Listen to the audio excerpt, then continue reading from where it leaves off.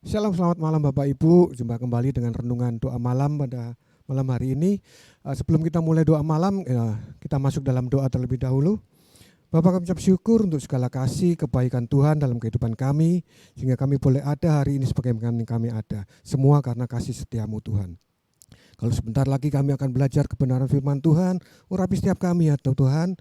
Beri kami hati yang mendengar, beri kami telinga yang terbuka untuk melihat, untuk mendengar kebenaran firman Tuhan. Urapi juga hamba-Mu Tuhan, pakai hamba-Mu sebagai perpanjangan lidah-Mu Tuhan. Biarlah apa yang menjadi isi hati Tuhan boleh Tuhan bicarakan malam hari ini ya Bapa. Terima kasih Tuhan, kami sambut kebenaran firman-Mu dengan ucapan syukur hanya di dalam nama Tuhan Yesus Kristus. Haleluya, amin. Kalau kita melihat keadaan beberapa hari ini, kita melihat ada kecenderungan membaik ya kalau dibandingkan dengan kondisi-kondisi beberapa minggu yang lalu, beberapa bulan yang lalu pada saat puncak-puncak pandemi ini melanda negara kita. Saya melihat di beberapa foto di medsos, khususnya di beberapa tempat wisata kondisinya udah mulai normal, mulai rame, jalan-jalan mulai macet, bahkan ada foto juga di suasana Pantai Kuta yang sudah mulai banyak mobil yang macet di daerah tersebut. Nah, ini membuat semua kegiatan masyarakat menjadi normal lagi.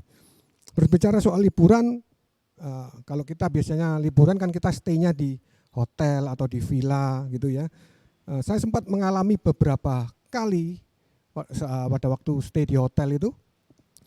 Pada waktu pulang saya baru sadar ternyata ada beberapa barang yang tertinggal. Mungkin Bapak Ibu juga sudah pernah mengalami seperti hal ini ya. Kita nggak sadar, kita keluar dari kamar begitu saja, kita merasa bahwa semua barang yang sudah kita kemas itu sudah lengkap. Jadi semua sudah masuk, jadi udah kita pulang tanpa ada rasa was-was, tanpa ada rasa takut apapun ketinggalan apa gitu. Tapi setelah sampai rumah, setelah kita cek lagi satu persatu, oh ternyata barang ini enggak ada, ternyata barang ini ketinggalan gitu. Jadi sering kita ngalami hal seperti itu. Nah, apa sih yang sering bikin kita menyebabkan barang-barang tersebut ketinggal? Biasanya yang sering adalah karena kita keburu-buru. Kita keburu-buru mau cepat keluar, kita mau buru-buru mau turun ke lobi. Apalagi pada waktu kita ikut rombongan tur. Itu kita sangat-sangat dituntut untuk on time ya. Jadi jangan sampai semua peserta tur udah lengkap di bawah nunggu kita aja belum turun, itu nanti jadi nggak enak gitu sama peserta yang lain. Jadi biasanya kita lebih keburu-buru gitu. Nah, karena buru-buru ini biasanya kita nggak perhatian, kita asal masukin semua barang kita nggak cek lagi apa yang ada di dalam ya, di bawah selimut atau ada di laci. Mungkin kita naruh charger di laci, kita nggak perhatiin, jadi kita langsung aja pulang. Nah, saya punya cerita yang agak menggelikan dari sepupu saya. Mereka sekeluarga waktu itu tur ke Israel. Jadi sepupu saya, suami istri, anaknya sama mamanya. Mereka pergi singgah di satu tempat di Israel, di suatu tempat perhentian, setelah belanja, setelah shopping. Nah, sama tour leadernya diumumkan untuk kembali ke bisnya masing-masing. Mungkin ada 1 atau 2 bus gitu. Jadi pesertanya cukup banyak, mungkin 10-an, sekitar 50-60 orang gitu. Nah, setelah teman saya naik ke bus, ya dia merasa nggak ada apa-apa gitu. Sampai rombongan jalan, ya dia nikmati di dalam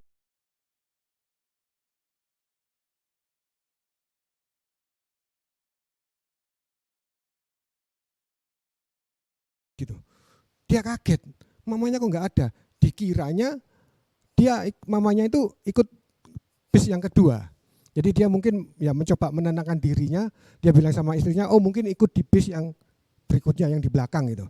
Nah, begitu sampai di perhentian yang kedua ini, yang berikutnya, baru dia turun, dia ngecek nyari mamanya yang di bis kedua. Ternyata mamanya juga nggak ada gitu loh.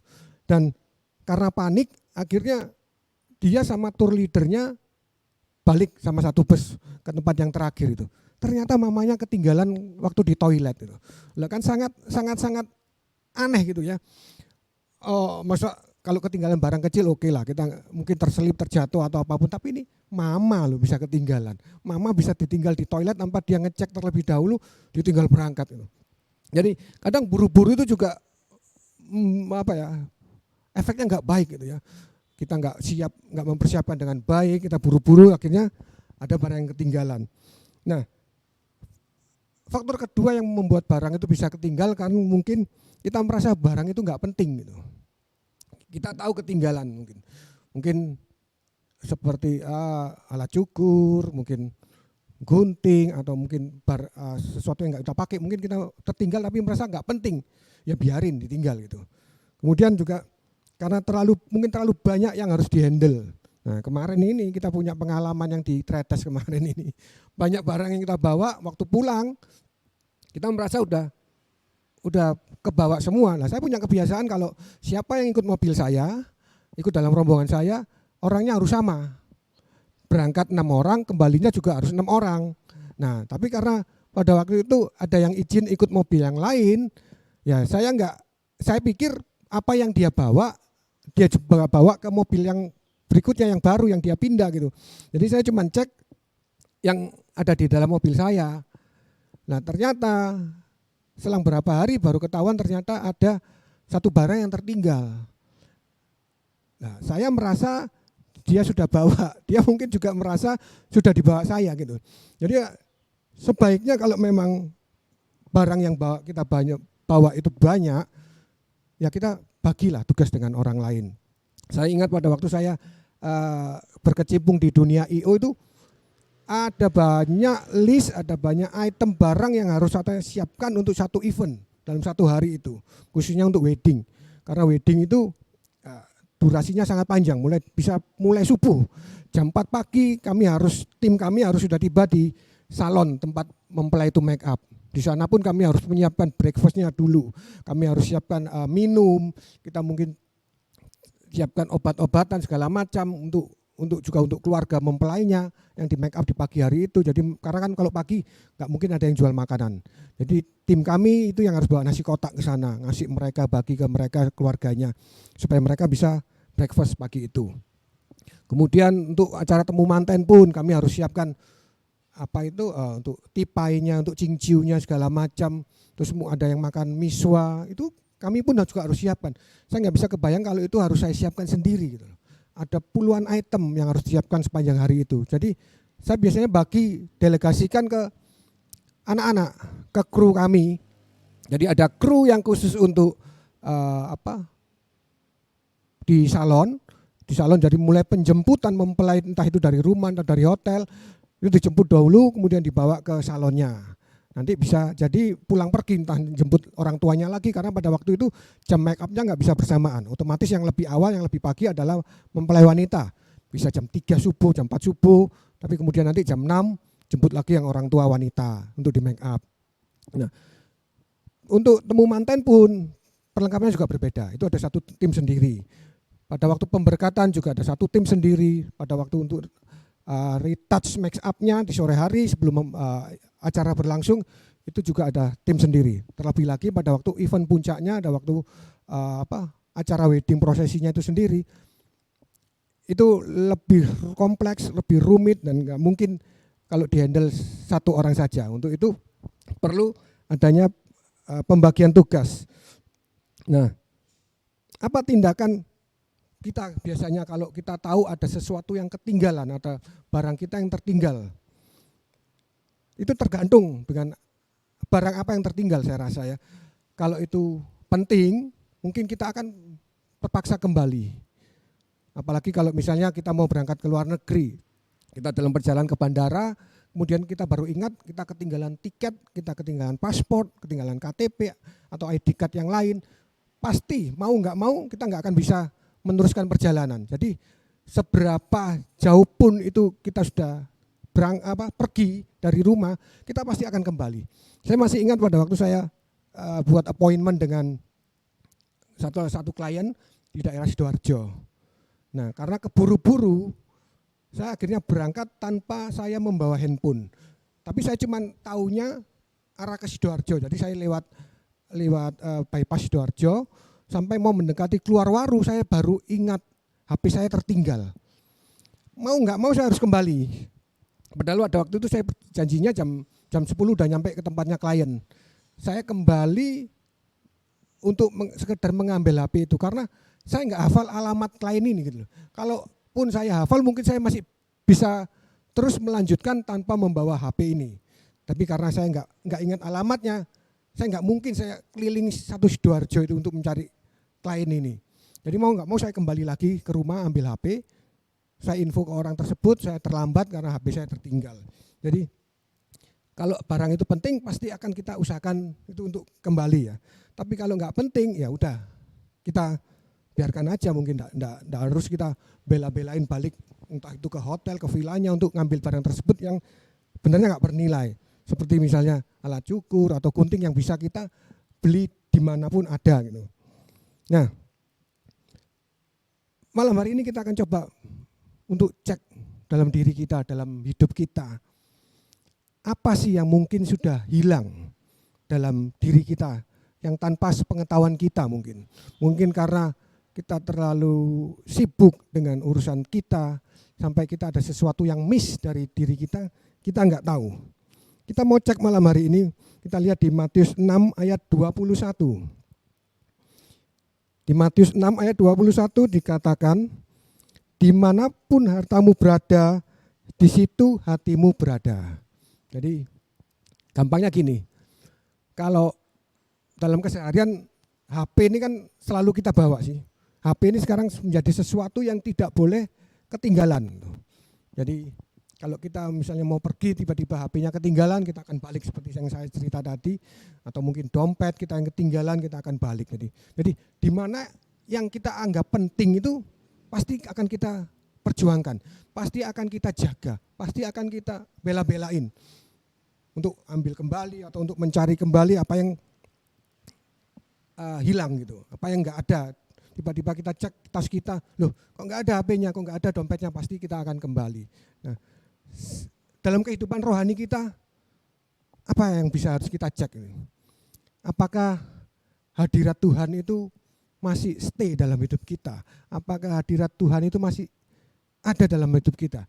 Entah lagi kalau mungkin kita menganggap itu sesuatu yang enggak penting. Jadi enggak perlu kita cari, enggak perlu kita kita dapatkan kembali gitu. Mungkin kita itu anggap materi saya mungkin lebih penting dari hadirat Tuhan gitu. Jadi yang kita pikirkan terus melulu itu tiap hari cuan terus gitu. Jadi Tuhan nanti nomor 2. Tapi malam hari ini kita mau belajar bahwa saat kita tidak memprioritaskan Tuhan dalam hidup kita, maka semua ibadah kita itu hanya formalitas. Loh Pak, tapi kan saya tiap minggu ke ibadah, saya tiap minggu hadir ke gereja. Bapak Ibu, kehadiran kita di gereja itu bukan berarti kita punya relationship yang baik dengan Tuhan. Itu bukan jaminan, masih belum jadi jaminan. Kita lihat kehadiran kita di gereja itu apa sih?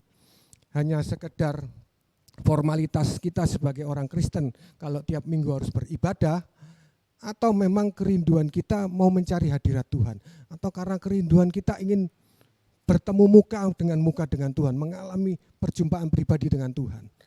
Apakah itu yang menjadi motivasi kita ke gereja? Ataukah hanya karena sungkan? Kok tiap minggu diteleponi sama pemerhati, kok gak ke gereja gitu. 1-2 kali mungkin kita bisa kasih alasan, tapi kalau berkali-kali kan mungkin sungkan. Ya jadilah akhirnya berangkat ke gereja. Jadi jangan jadikan tolok ukur kehadiran kita ke gereja itu sebagai sesuatu bukti kita itu cinta Tuhan atau kita mementingkan Tuhan, belum tentu juga gitu ya. Jadi kita mau gali lebih dalam lagi lah, karena kita sendiri yang tahu seberapa penting hadirat Tuhan dalam hidup kita gitu. Seberapa tergantung kita dengan hadirat Tuhan dalam hidup kita.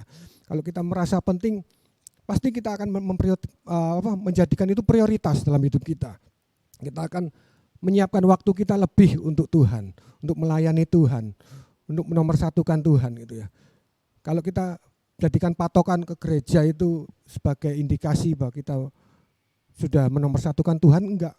Karena beberapa kali saya banyak temui jemaat di gereja ya main HP. Kemudian ada yang sampai tertidur, ada yang sibuk sendiri gitu. Jadi mari kita cek apa yang sudah hilang dalam diri kita tanpa kita pernah merasa. Tanpa kita pernah sadar, itu perlahan-perlahan jauh dari kehidupan kita. Ada orang yang bilang, saya kan bisa lewat online, ibadah lewat online. Saya kan bisa dengarkan lagu-lagu rohani gitu. Bapak Ibu, lagu rohani itu bukan bukan suatu alat untuk, bukan suatu cara untuk membuat kita masuk dalam hadirat Tuhan. Maksudnya kita punya ikatan, enggak. Kita bisa menyanyikan lagu itu hanya karena menyenangkan telinga kita gitu. Oh, lagunya enak didengar, tapi hanya sebatas itu. Tapi setelah kita mendengarkan lagu rohani tersebut, setelah kita menyanyikan lagu rohani tersebut, apa tindakan kita? Apakah kita sambung dengan masuk dalam hadirat Tuhan, kita masuk dalam doa pribadi kita masuk dalam saat teduh? Nah, jadi belum cukup kalau hanya sekedar saya sudah mendengarkan lagu rohani tiap hari. Enggak, itu bukan jaminan Bapak Ibu ya. Ibadah lewat Zoom pun belum juga jadi jaminan, karena yang Tuhan mau itu tindakan dari kita. Suatu tindakan yang mungkin kita itu bayar harga. Berangkat dari rumah ke gereja itu sudah bayar harga berarti. Kita sudah menyiapkan waktu khusus untuk Tuhan. Tapi kalau hanya dari Zoom, ya kita bisa kerjakan sambil lalu mungkin masak. Saya tahu kok beberapa orang itu dengerin sambil masak, dengerin sambil melakukan aktivitas cuci baju. Ya, bukan seperti itu yang Tuhan mau gitu. Kalau kita betul-betul memprioritaskan Tuhan dalam hidup kita. Pandemi bisa menjadi salah satu alasan membuat kita jauh dari Tuhan. Karena ya beberapa orang ada yang merasa takut ke gereja, karena takut nanti tertular dengan yang lain dan sebagainya. Tapi berapa banyak yang kita sadar saat kita masuk ke mall, saat kita ke tempat-tempat yang lain, apakah kita nggak sadar kalau bahwa kita juga bisa tertular di lingkungan tersebut. Jadi kembali ke diri kita lah. Kalau kita merasa Tuhan itu penting, Tuhan itu prioritas dalam hidup kita, dengan segala upaya, dengan segala cara kita kan pasti prioritaskan Tuhan. Saya masih ingat pada waktu kita pelayanan di suatu desa di Jombang, itu daerahnya betul-betul desa, bukan seperti kabupaten yang jalannya enak atau gimana, enggak. Jalannya itu naik turun. Karena posisinya agak di gunung, di lereng gunung gitu. Dan suasana aja gelap, enggak ada lampu penerangan yang menuju ke gereja tersebut. Jadi ibadah kami setelah maghrib, jadi setelah jam 5, jam 6 itu, kondisinya gelap. Tapi saya melihat kehausan dari jemaat di tempat tersebut. Mereka mau dalam kondisi gelap, pada waktu itu sempat juga hujan gerimis, mereka hadir. Dan kebanyakan jemaatnya adalah orang-orang tua, orang-orang yang sudah 50-60 tahun. Mereka jalan kaki dengan kondisi dingin, gelap, dan kondisi medan yang naik turun. Mereka jalan kaki loh. Nah, kita yang di kota selalu kadang mungkin beralasan saya nggak ada kendaraan. Padahal kalau memang niat ke gereja, Grab ada, ya, Gojek ada. Jadi bukan suatu alasan bagi kita untuk tidak ke gereja hanya karena enggak ada transportasinya. Kalau kita memang niat, kita memang cinta Tuhan, kita akan lakukan semuanya untuk Tuhan gitu. Supaya kita bisa bertemu dengan Tuhan, supaya kita bisa mengalami lawatan Tuhan pada saat ibadah gitu ya. Jadi stop lah, mari kita stop, kita berexcuse, hanya mencari-cari alasan untuk kita bisa membenarkan diri kita, untuk menghindari dari kita hadir ibadah dari dalam persekutuan. Nah, untuk bulan November ini nanti gereja kita akan kembali mengadakan doa malam secara onsite, juga doa puasa. Jadi kita akan lakukan bergiliran. Untuk yang doa puasa kita akan lakukan setiap hari Sabtu, minggu ke-1 dan minggu ke-3. Kemudian yang untuk doa malam yang onsite kita lakukan minggu ke-2 dan minggu ke-4.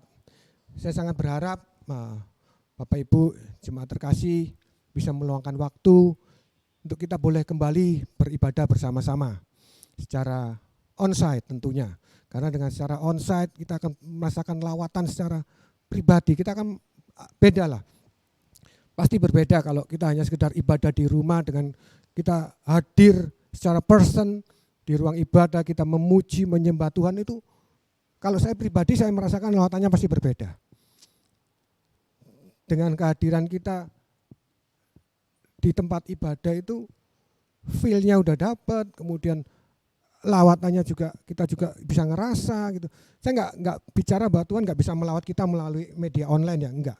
Cuman yang Tuhan mau itu hati kita ini loh.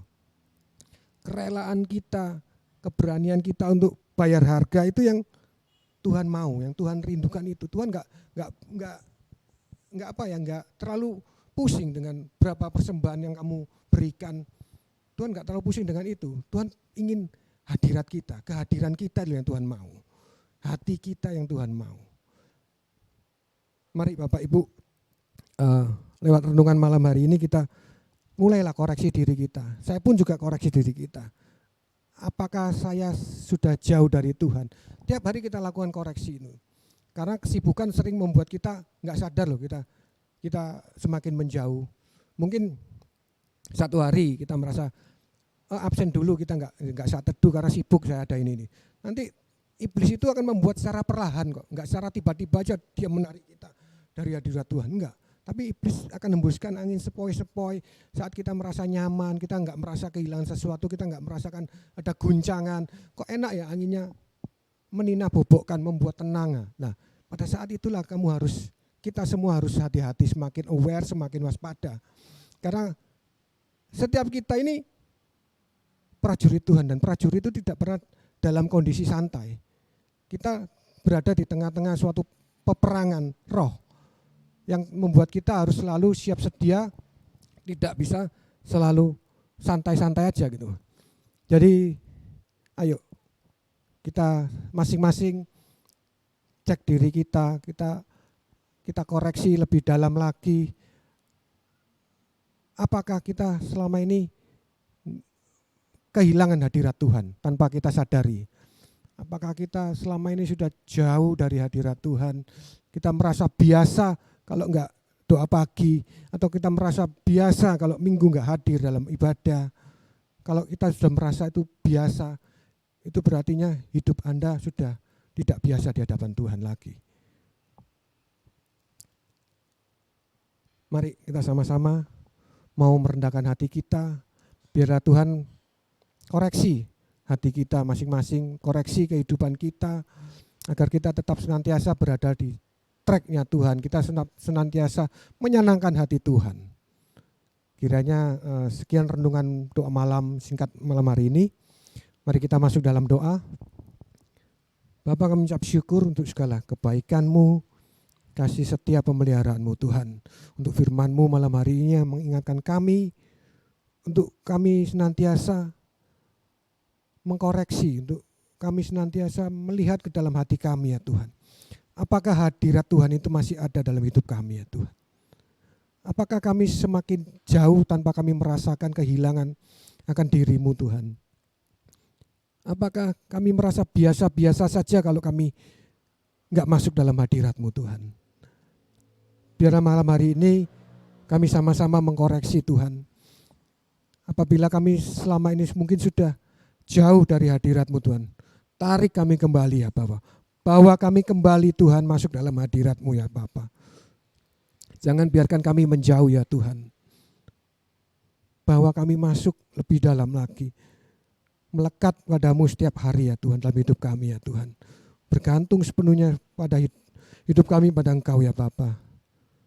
Terima kasih ya Tuhan. Biarlah setiap firman malam hari ini boleh menjadi rema dan kekuatan bagi setiap hidup kami ya Tuhan. Berkati setiap jemaat di tempat ini ya Tuhan, apapun yang menjadi pergumulan, apapun menjadi kerinduan mereka, Tuhan Kau memberikan jalan keluar, Engkau menjadi jawaban atas doa-doa mereka ya Bapa. Berkati setiap full timer, para pekerja, agar kami boleh melayani Engkau lebih sungguh-sungguh lagi Tuhan. Berkati gembala kami ya Tuhan, dalam penggembalaan tempat ini, hikmat, marifat, otoritas yang Tuhan berikan, urapan yang baru ya Tuhan, untuk membawa setiap kami domba-domba-Nu masuk dalam rencana Tuhan yang lebih indah lagi ya Bapa. Terima kasih ya Tuhan.